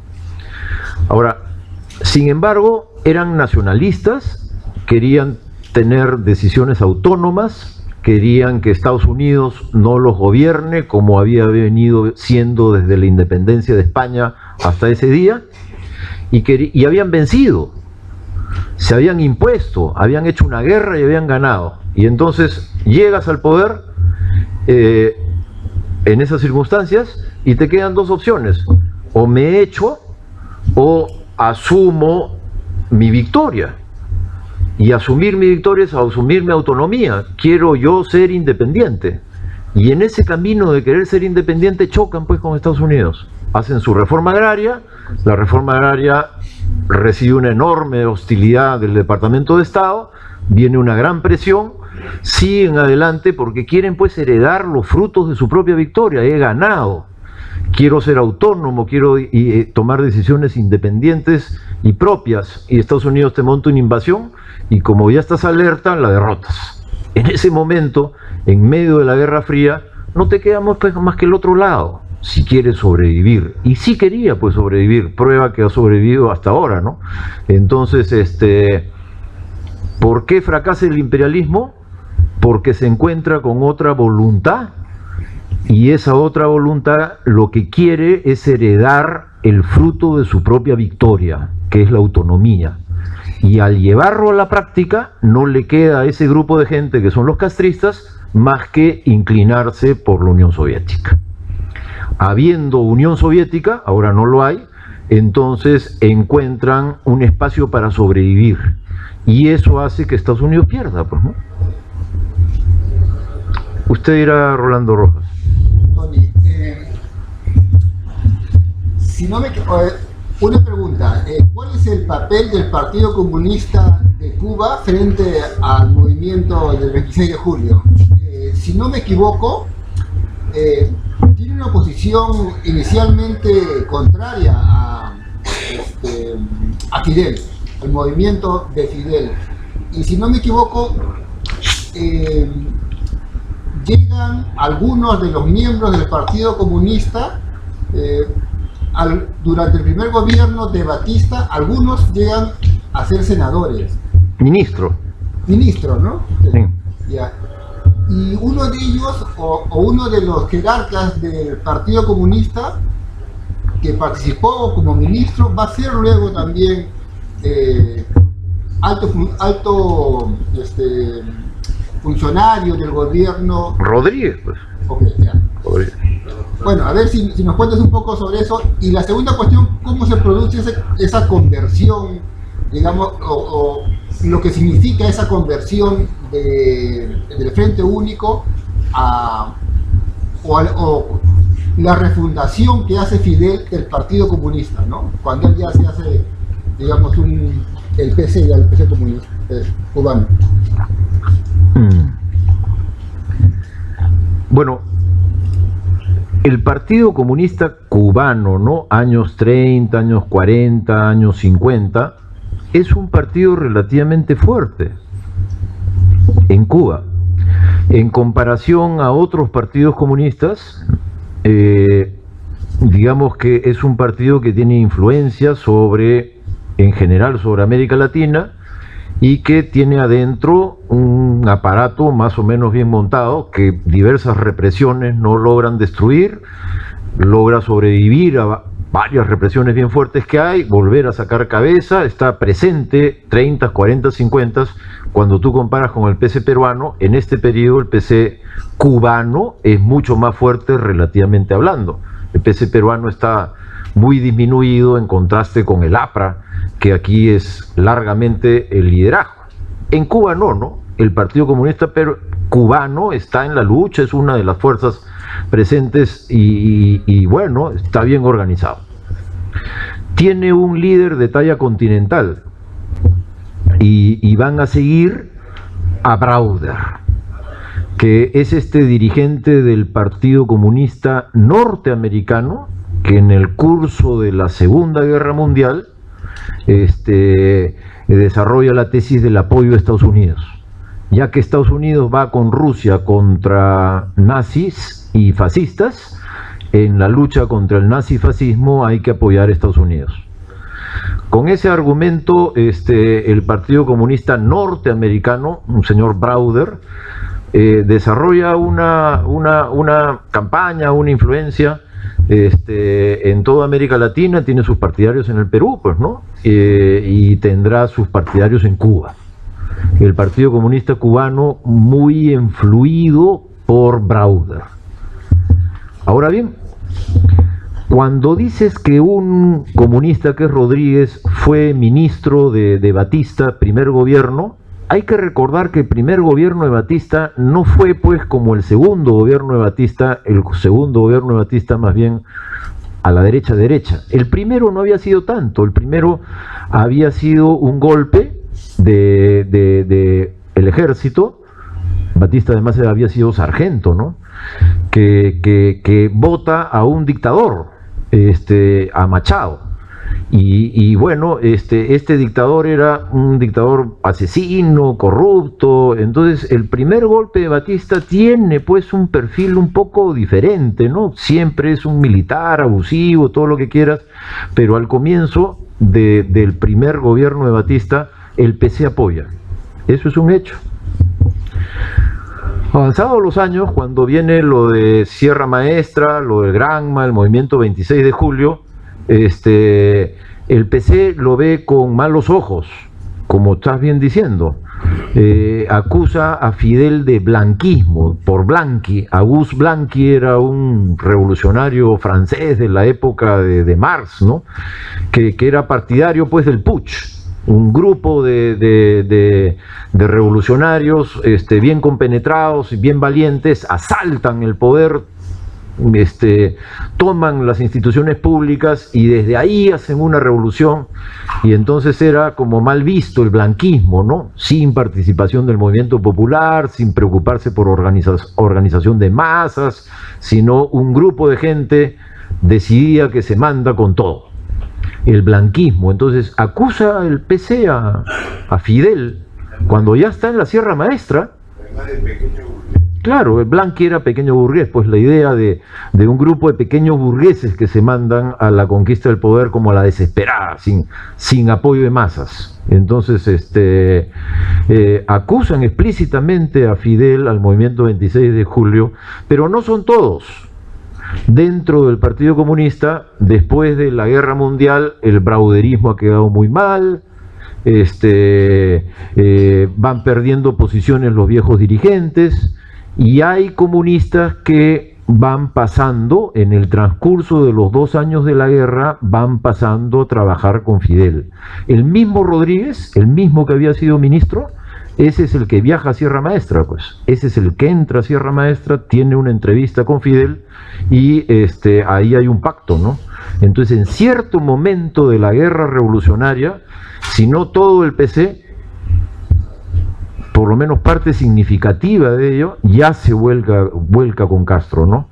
Dentro, además de el grupo originario de Castro, hay varios marxistas, ¿no? Está Raúl siempre estuvo con el PC, ¿no? Y luego está el mismo Che, ¿no? Porque el Che no será vinculado a Moscú, no será PQ, ¿no? Pero el Che era marxista, pues, ¿no? El Che está por China, por Argelia, el Che está por la guerra revolucionaria, ¿no? Entonces, dentro del grupo original de Fidel, bueno, Fidel es como un poco más de centro, ¿no? Ortodoxo al fin y al cabo, pero dentro del grupo, dentro del núcleo revolucionario, hay algunos ya vinculados a Moscú desde el comienzo, ¿no? Bueno, ¿alguna otra pregunta? Usted dirá, compañero. En 1967, en La Habana, hay una reunión que se llama SPAD, las organizaciones de solidaridad con los pueblos de América Latina, África, pero África hacia la América Latina. Ahí asiste, entre otros, el brasileño Maguilena, ¿no? Que después saca un libro que se llama El Mini Manual del Guerrillero Urbano. De esa reunión, ¿qué influencia, qué dejó para Perú, qué trajo para Perú? O sea, mira, guerrillas en América Latina inspiradas por Cuba habrá en casi todos los países de América Latina, como todos sabemos, ¿no? Y en diversos ciclos. En el caso peruano, como conocemos también, pues, ¿no? Es 63 y 65. 63 la primera intentona del ELN, Javier Heró, ¿no? La muerte de Javier Heró. Y 65 la guerrilla de mayor envergadura, la del MIR, y un nuevo intento del Ejército de Liberación Nacional en la provincia de La Mar, en Ayacucho, que también fracasa, ¿no?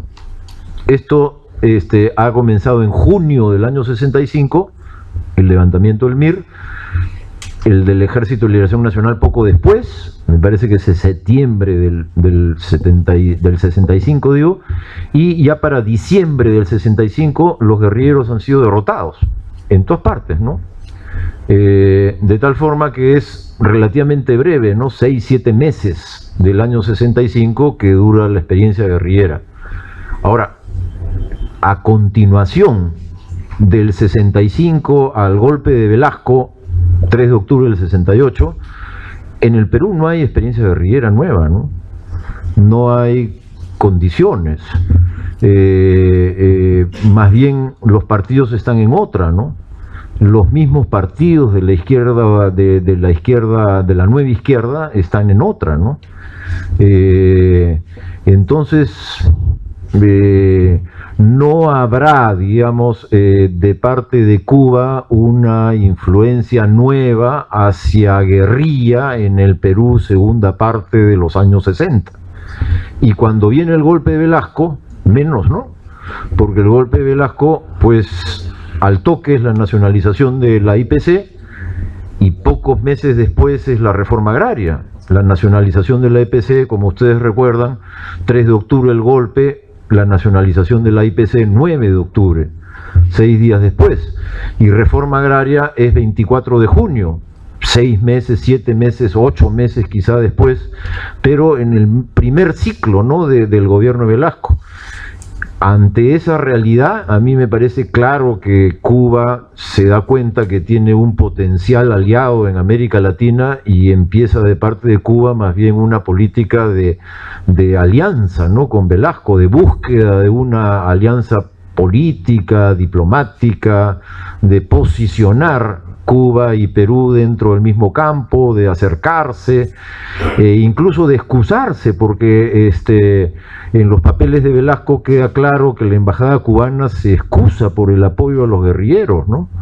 Entonces, sea como fuere, una vez que Velasco está en el poder, Cuba pasa a tratar de llevarse bien con Velasco y con el Perú Estado, no con el Perú oficial.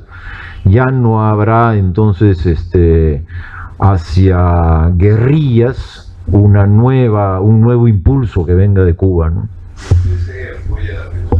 Por supuesto, pues fruto de lo cual el PC apoya a Velasco, pues, ¿no? Sí, no sé cuál de los 3, pero en orden, pues, uno por uno. Un par de preguntas. La primera, Vargas Llosa escribe la historia de Maita, una historia de un lanzamiento también, pero que es anterior, inclusive me parece a la Revolución Cubana. La pregunta era si por parte de un miembro del partido, de uno de los grupos trotskistas de los 50, de Maita, Jauja, parece que me parece que sí tiene cierto contenido histórico, que se intentona de lanzamiento que termina fracasando.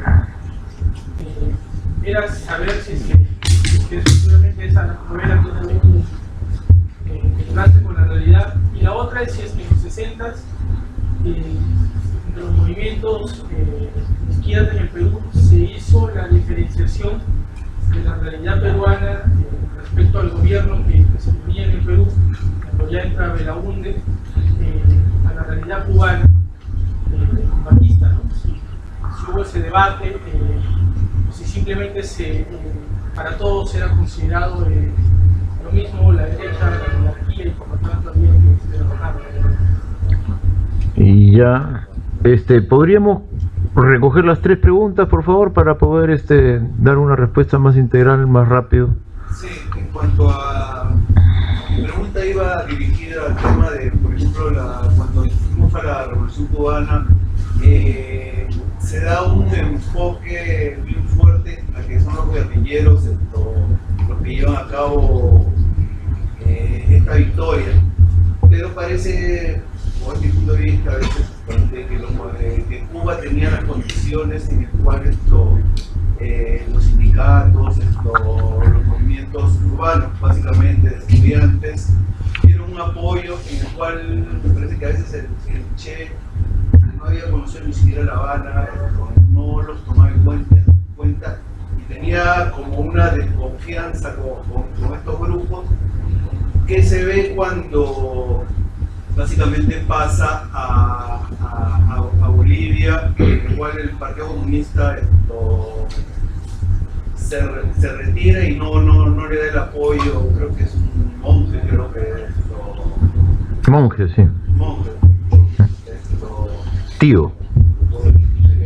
Está en ese momento. Entonces él se acerca a un grupo maoísta que no le da ese enlace urbano que él necesitó en ese momento para que vaya Entonces, a partir de ahí creo que su participación en Bolivia es desastrosa. Ya, y la tercera pregunta, si tú dirás. Disculpe, yo estaba leyendo, por ejemplo, el libro de Jan Luz, sobre la experiencia guerrera en Perú. Tengo tres preguntas sobre eso. La primera, más que todo, enfocaba sobre el foco guerrillero. ¿Me puede explicar un poco mejor esa parte? Y también, la segunda, más que todo, sobre Che Guevara. En su estudio de Jan Luz dice que Che Guevara tenía intención de apoyar a la guerrilla peruana de Huechucel. Estaba buscando una forma de llegar a América. Y como buenos ojos quería servir y pensaba llegar a técnico, a usted, pero se enteró que todo estaba mal lejos, se terminó y decidió irse a morir. La tercera pregunta está algo parecido. Se refiere a que si con la muerte de Che Guevara significó la muerte también de las experiencias guerrilleras en toda América Latina.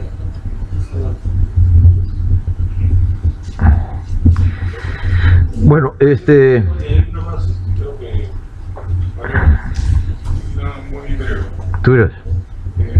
Mencionaste hace un rato que la línea general, la estrategia general del PSUV, del Partido Comunista de la Unión Soviética, era la defensa pacífica, los dos grandes sistemas en el mundo, liberalismo y socialismo.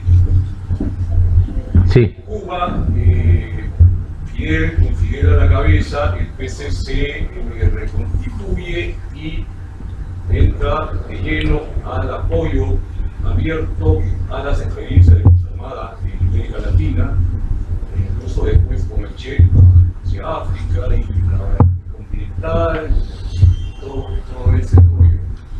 ¿Cómo compatibilizaban esas dos posturas, esas dos posiciones, estando en el mismo lado, además con la experiencia de los 62, la crisis de los misiles, y después creo que ya alguien se ha referido, pero sobre la tesis del Fortismo.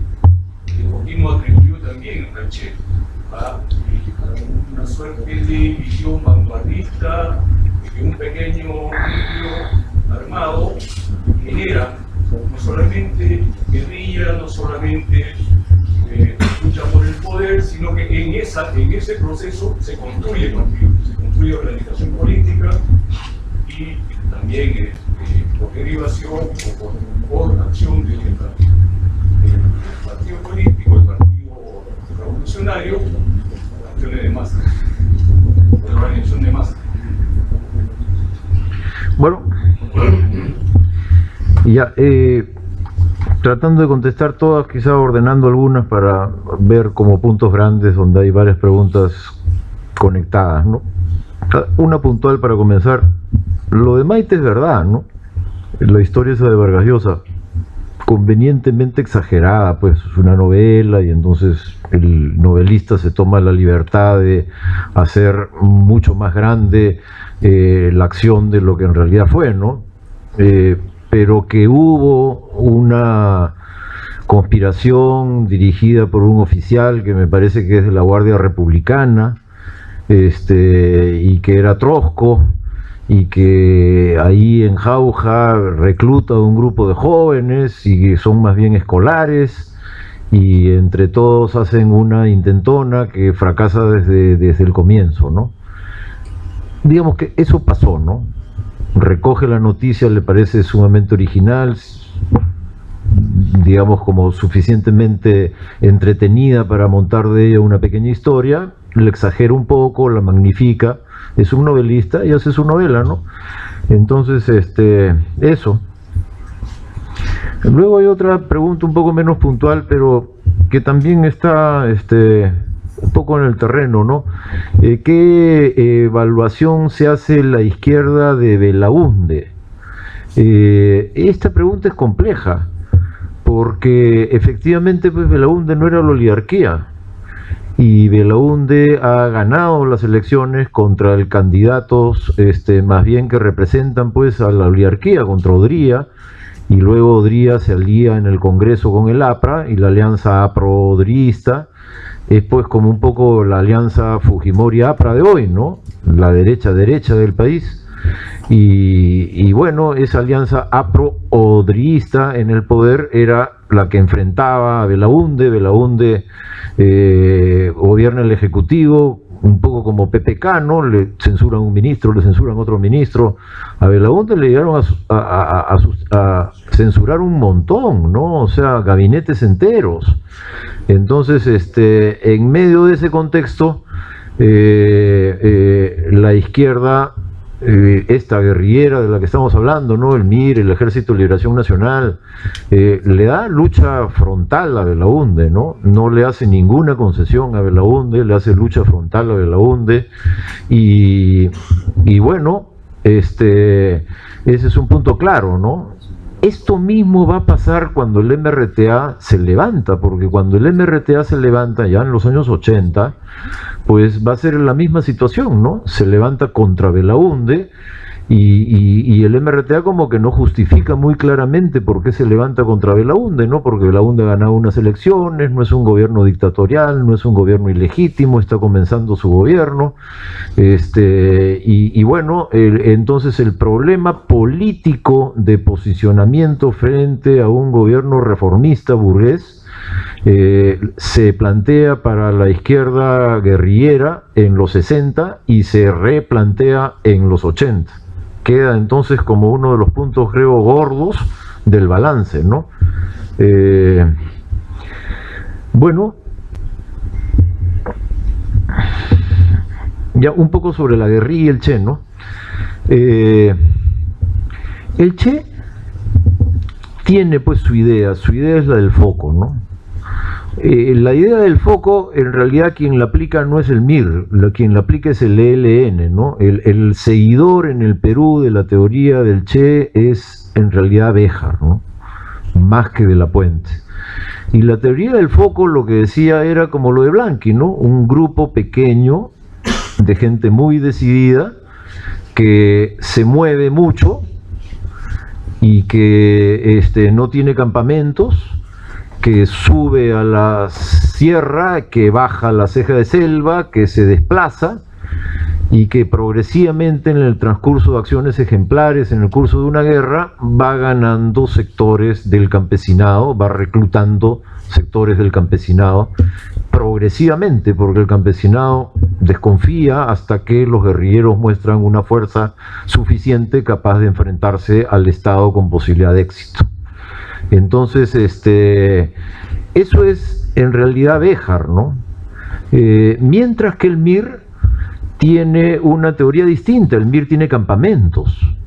El MIR tiene un campamento en Mesa Pelada. Ese campamento en Mesa Pelada invitaban gente, tenían reuniones, hacían asambleas, tenían zonas donde hacían sus depósitos, tenían depósitos de armas, tenían sus depósitos de alimentos secos.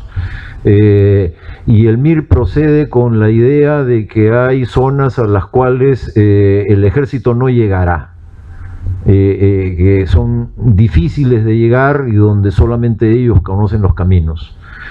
Esa es la idea que se muestra completamente ilusoria, ¿no? A la hora de la guerra, a la hora que se lanzan a la guerrilla, el ejército más bien lo cerca, ¿no?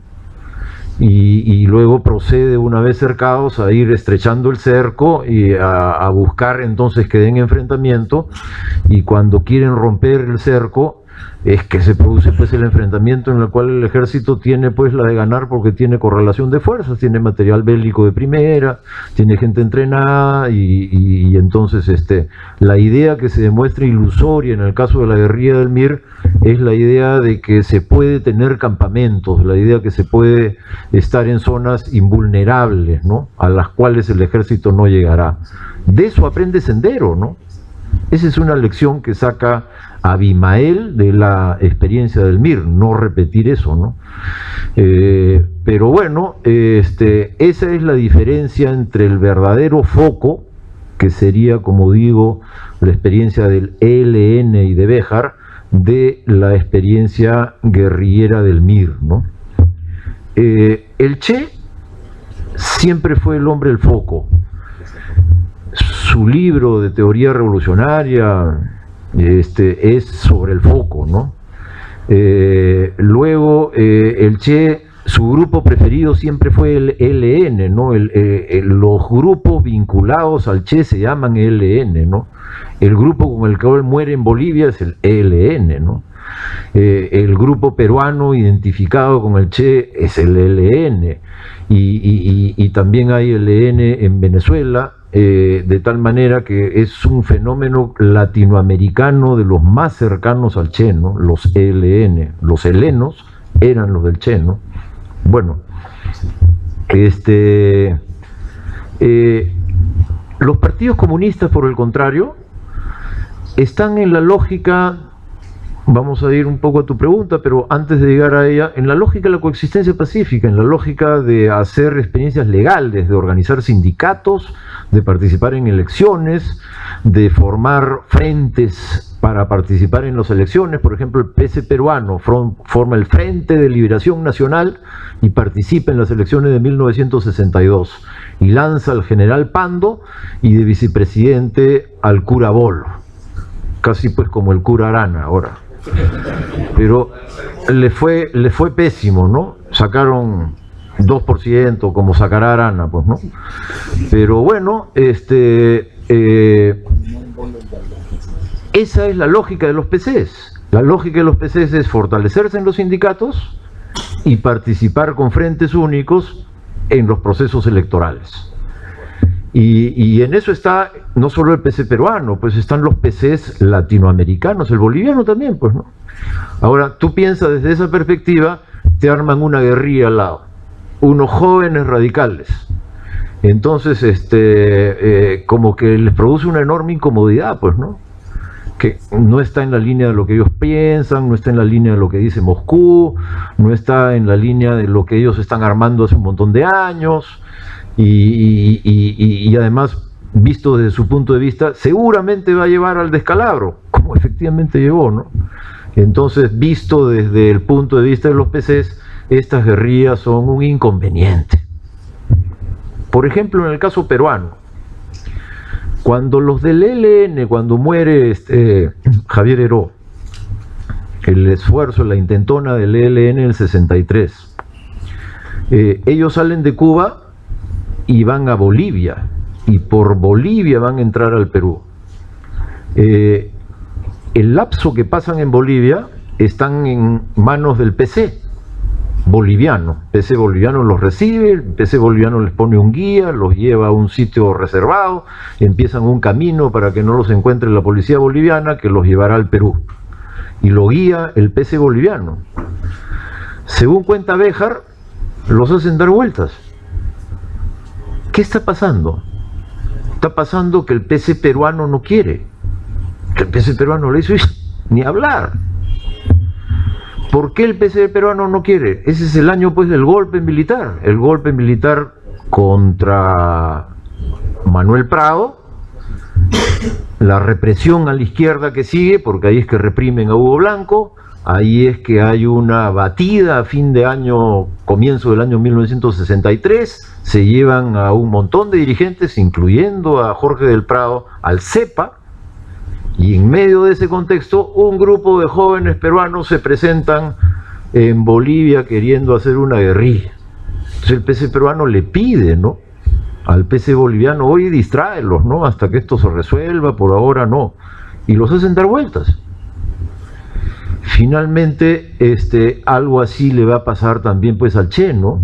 O sea, sus relaciones con los partidos comunistas pro Moscú no son, pues, las mejores, porque están en estrategias diferentes, y la guerrilla viene a presentar un gran trastorno a la estrategia que está desarrollando el PC. Entonces los PCs no quieren, ¿no? Hacen lo posible por evitar la guerrilla, hacen lo posible por no traicionar tampoco, ¿no? Pero evidentemente no se juegan por la guerrilla, ¿no? Sino al contrario, ven mecanismos para piano, ¿no? Que no suene tanto. Luego muere el Che, el año 67, y en realidad, como empiezan a terminar los movimientos guerrilleros tipo Che, ¿no? Es decir, Y no es que van a terminar las guerrillas, ¿no? Porque en realidad ahora, por ejemplo, Colombia, la FARC continúan, pues, ¿no? Y en Colombia hay varios otros grupos guerrilleros que han ido cayendo en el camino, ¿no? Pero hay EPL, ELN también, ¿no? Entonces, bueno, sin embargo, es cierto lo que decía el compañero, después de la muerte del Che hay un bajón del apoyo de Cuba a movimientos guerrilleros nuevos y viejos movimientos guerrilleros que se sostienen tipo FARC, claro, ¿no? Y luego vendrá pues lo de América Central, ¿no? Luego vendrá el sandinismo, luego vendrá lo del Salvador. Entonces no es que baja el apoyo de Cuba a luchas armadas, pero sí cambia, ¿no? La perspectiva Che Guevara como entra en declive. Yo diría, para quien tiene un interés en los balances más políticos, que hay un libro de Regis Debray, intelectual francés, ¿no? Que era amigo del Che, que estuvo en Bolivia, y que saca un libro que se llama La crítica de las armas. Es un libro de los años 70, de balance de las guerrillas latinoamericanas de los 60, y que ya es como un libro principal, en el sentido saca una conclusión negativa, ¿no? Por la vía armada no vamos a llegar. Eso es la crítica de las armas. Incluso tiene una idea como clave, ¿no? Que es la ciudad es la tumba de la guerrilla. Cada guerrilla que quiere meterse a la ciudad, inevitablemente en la ciudad la policía acaba atrapándolos. Eso lo hace para una serie de experiencias y bueno, a Abimael le hubiera convenido leer este libro, ¿no? Porque es su caso. Bueno, entonces sí coincido con la idea que después de la muerte del Che, el libro de Debray, que como que cierra un capítulo, y no es que la lucha armada desaparece en América Latina, pero es de otro carácter. Ya no son grupos de jóvenes que se lanzan a la acción, sino serán trabajos mucho más profundos, mucho más pacientes, más organizados, más antiguos, instituciones guerrilleras más sólidas, ¿no? Tipo FARC, pues, ¿no? Que viene de atrás. Y última pregunta es cómo se condice esto con Cuba con Rusia, ¿no? Si Cuba y Rusia estaban juntos y Rusia va, la pregunta, ¿no? De Alberto, si Rusia va a la coexistencia pacífica, ¿cómo Cuba va a otra cosa y cómo se mantienen unidos? Ahí es, bueno, no le pida usted a las corrientes políticas uniformidad 100%, pues, ¿no? Entonces, Castro está con Moscú, pero Castro tiene un margen de autonomía, ha tenido, en búsqueda de su autonomía, se ha enfrentado a Estados Unidos, ha tenido que alinearse con Brezhnev, porque es Brezhnev ya, ¿no? Ya cayó Khrushchev, es Brezhnev, y Brezhnev es el estancamiento, ¿no? Ha tenido que alinearse con Brezhnev, pero no le cree pues al 100%, tiene un margen de autonomía, y su margen de autonomía es pues, lucha armada. Entonces tiene apoyo a grupos políticos lucha armada en medio de América Latina. En otra parte de América Latina, como con Velasco, va a jugar más bien al apoyo diplomático. Tiene pues, es lo mismo con Allende, ¿no? Con mayor razón. Tiene pues un margen de autonomía Castro, no se enfeuda totalmente, no sigue al 100%, es alguien que ha, como digo, luchado por su independencia y hasta el final pues estará en eso de yo actúo con cabeza propia, con los intereses de Cuba por delante, ¿no? No soy un peón de la Unión Soviética, soy un aliado de la Unión Soviética. Esa es más o menos la forma que tiene Fidel de encarar las cosas. Y desde el lado de los rusos, también pues, ¿no? O sea, estoy en coexistencia pacífica con Estados Unidos, pero si puedo hacer mis cositas para, digamos, poner en problemas a Estados Unidos en su patio trasero, las haré, pues, y si no las hago yo, las hace mi aliado Cuba, me hago pues un poco de la vista gorda, y cuando hablo con Estados Unidos le digo, ay, Fidel, ¿no? Pero evidentemente lo dejo, pues, ¿no? Entonces, es una relación, pues, ¿no? Es una relación dentro del mismo campo, donde no necesariamente las dos fuerzas coinciden al 100% en la estrategia, ¿no? Hay un acuerdo global, son parte del mismo campo, pero hay un margen de independencia y se juegan opciones que parcialmente son contradictorias, pues, ¿no? Porque como estamos viendo, a la hora de su aplicación en América Latina lleva al Partido Comunista Boliviano a situaciones enojosas con guerrilleros peruanos, luego con el Che, y que no sabe muy bien cómo moverse, y acá pues este dirigente apellidado Monge siendo bien cuestionado, ¿no?, por su papel en la guerrilla del Che. De tal modo que son estrategias diferentes, que coexisten, se aceptan, pero no siempre a la hora de la aplicación se llevan con facilidad, provocan contradicciones fuertes en la aplicación, ¿no?